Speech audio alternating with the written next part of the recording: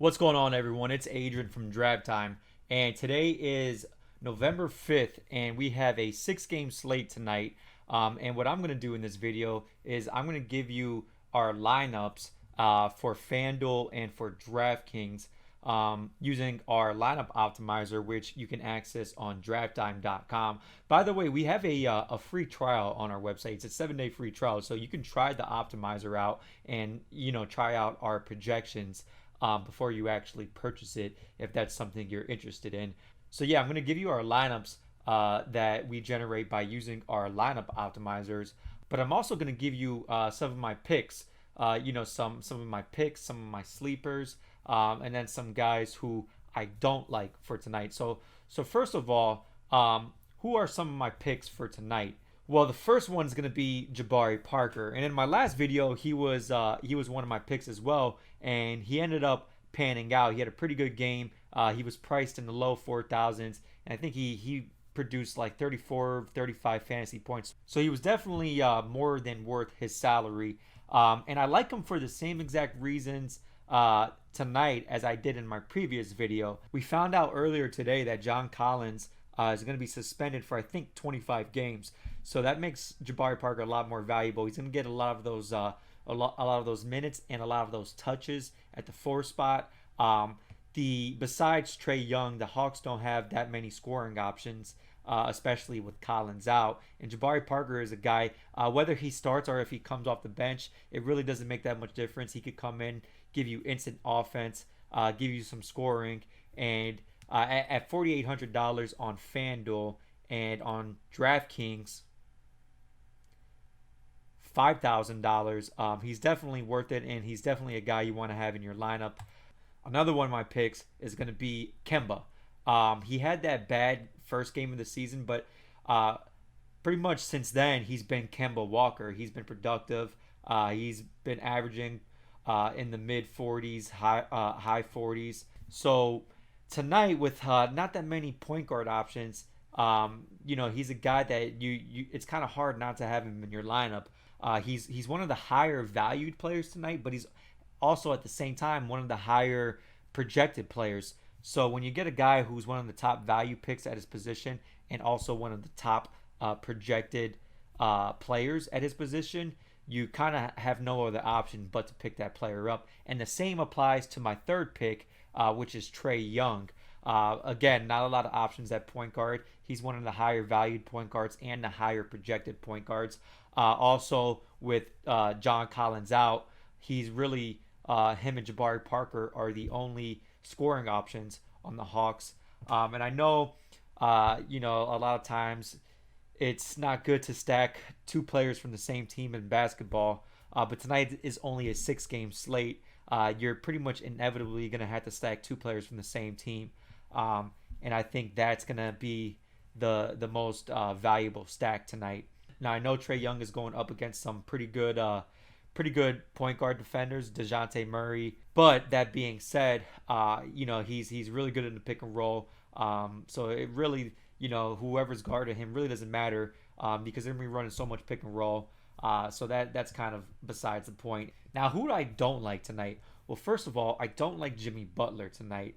They have him priced way too high. They have him at $9,500 on FanDuel and $8,100 on DraftKings. So he's not quite as bad of a value pick on DraftKings as on FanDuel, but he's going up against a really good defense tonight.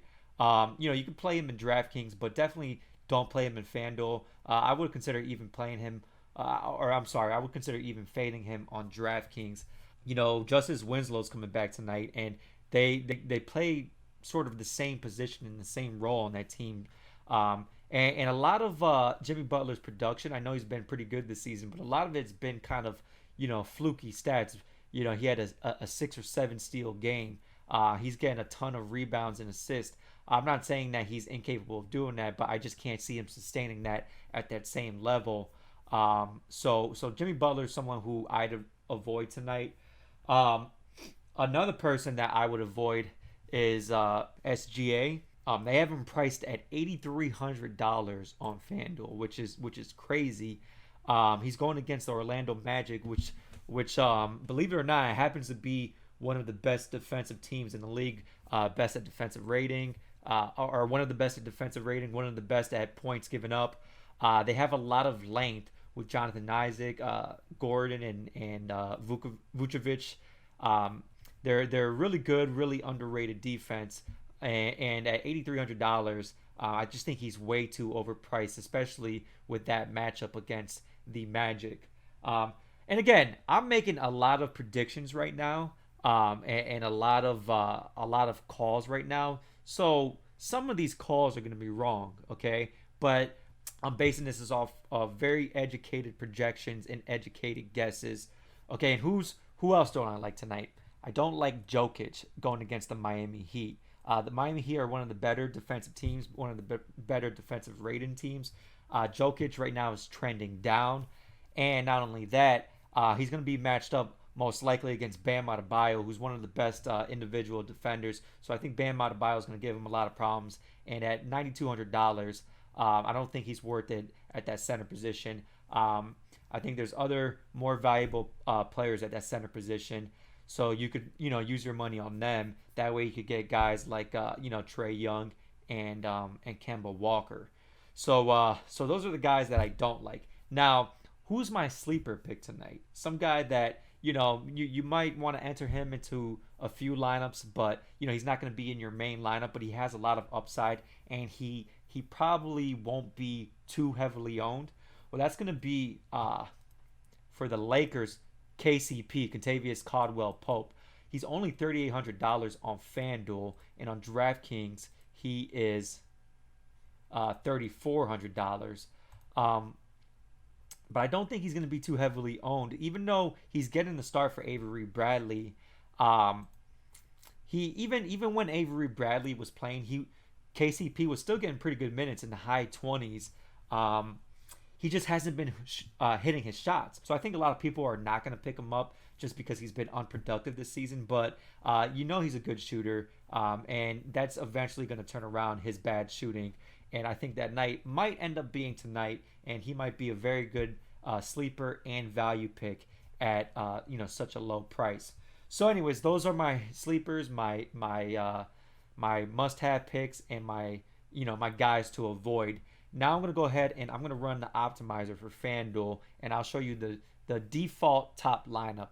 And right now it's only 4:31 p.m. So this is it's probably gonna change before 7 p.m. So just be mindful of that when you see this lineup.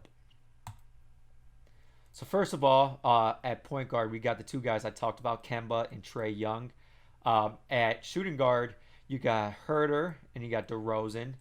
At small forward, you got Nance and Miles Bridges. Power forward, you got Jabari Parker, Aldridge, and then you got Zeller at center. Okay, so let me go ahead and change this, to DraftKings and show you the top default lineup for DraftKings.